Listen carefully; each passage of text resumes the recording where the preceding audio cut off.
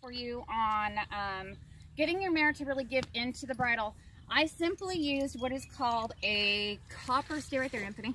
Okay. It is a copper sweet mouth bit, and all it does is have copper inlays. It's literally the softest snaffle that you can get. I do all of my horses in this because I want them to keep a soft mouth. Some people like going to twisted wires, some people like going to other things. The only time that I actually put a heavy bridle in his mouth is when we are in the show pen or when we are practicing really heavy for the show pen. So he does know that there is a difference when he needs to be on and when he can kind of get away with a little bit and be more of a horse. This is perfect. I have not actually put a bit in this horse's mouth in about 5 years. He does have bit rests. We keep him in there in case I ever do get squirrely and decide that I want to ride again. And his wolf teeth were pulled when he was 18 months old and he was training for the snaffle bit fraternity. So again, this has been years. I still come up very softly as if I would be coming up to a baby. And I'm going to ask him to give. I know this is all simple instructions. Go ahead and open, bud. Open. And he likes to hold his bits. Oh, good boy.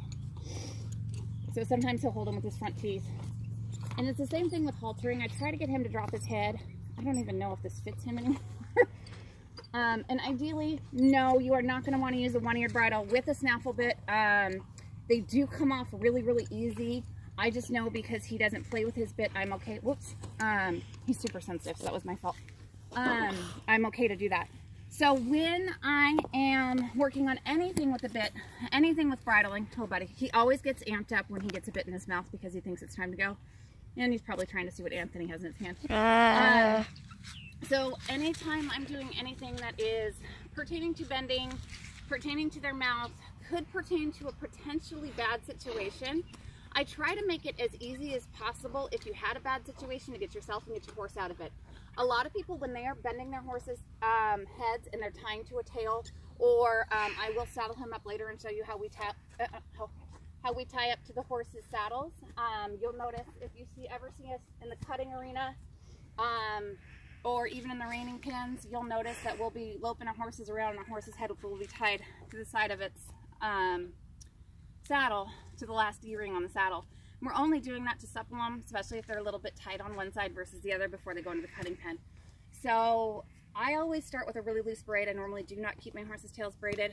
It's just an added thing that, you know, they're on pasture. I don't feel like taking care of. So Anthony, if you want to kind of come over here. I do a super loose braid. You should be able to put your hand through it. The reason for that is when I tie, this is not connected to him yet, but this horse is so easygoing that, you know, you can just barely move a lead rope and he'll start to turn. So what I'm going to do, before I actually tie this to his head, I'll show you how I do this. Start with, it's going to be really loose. I do it with lead ropes because you have a lot more length to play with than you do with a pair of reins. Your reins are only going to be about, well, I've got an 8-foot set, but I think the average is 6, where your lead ropes are 10 to 12, depending on what type of lead rope you have. So I just do just a quick little release knot, which is the same way that you would tie them. If you got in a pickle and you had to come back here, you could untie it. Ideally, when you are using a lead rope, you can get to your horse's front end, which is obviously going to be a lot safer. And all you're going to do, go ahead and back up, Anthony. Annie's right behind you. Wait, really? You're going to connect the rein to that bridle, and he's going to start walking himself in a circle, and it's super, super loose. He knows how to give to it right away, so he'll probably stand there for a little while. He may walk a little bit more. I always start super, super loose, especially because, again, this horse has not been, none of this has been done in about 5 years, so it's perfect for me to be doing this with you. I know when we start getting to bending his nose in more, we might get a bit of a fight, which will be good for you to see how we can get out of that fight. So as he stands here and he's nice and quiet, I'm going to slowly start to tighten this up. And you can do this a couple ways. You can lightly pull, depending on how your mare is doing. If she's doing fine with you, watch yourself, Anthony. If she's doing fine with you standing behind her and doing this with a halter, then go ahead and do this with a bridle. But you notice as soon as I'm adding, go ahead and look up towards his bit. I don't see it. Right, oh, that's in his mouth, honey. There you go. It's just that. As soon as he gives me anything, I'm releasing. Anything and release. Anything and release. So right now we're having a bit of a battle of the wills.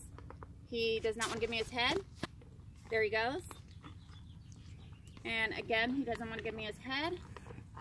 And I do not leave the other rein on when I'm doing this. The more stuff in your way, the more problems you're going to have as far as possibly getting yourself into an accident. So whenever I'm working with a young horse or I'm training, there, that's perfect. He brought his head down, he moved it over, and I give him his reward. Reward's release. And then I want him to bend and tip his nose more. There Titter's we go. right there. Titter's in the horse pasture. Is he? Yeah. So, see how he is fighting me a little bit? This is probably what your mare's going to do. She's going to be chewing on the bit a little bit. She's going to be fighting. He bends great not being in a bit. Yep, here we go. We're going to get a bit of a fight. So, Anthony, move. So what I do is I stand right behind him. I'm standing at his hip. And I want his nose to come to me. Until his nose bends around properly. There.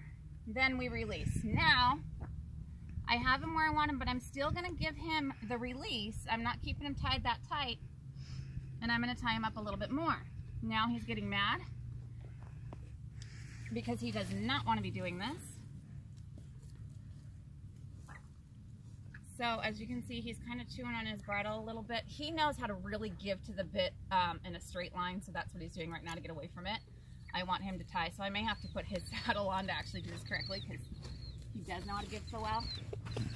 So I can do the same thing. I can just keep bending him until I get that nose where I want it to go. And I want a little bit more there. And then release. Same thing. We're gonna pull on him a little bit and release. Good job. And pull and release. Good boy.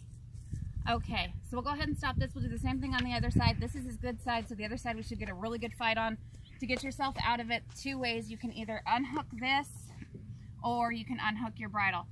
Remember, we did tighten this up. I've gotten myself in trouble with this before, so I just want to throw this out as a reminder. Make sure you loosen it up before you go to the other side so you're not starting tight and then you're going to create a fight. You always want to start really, really loose. Excuse me. Start really, really loose and then tighten your way up. So go ahead and stop that one and then we'll go to the other side for her. Okay.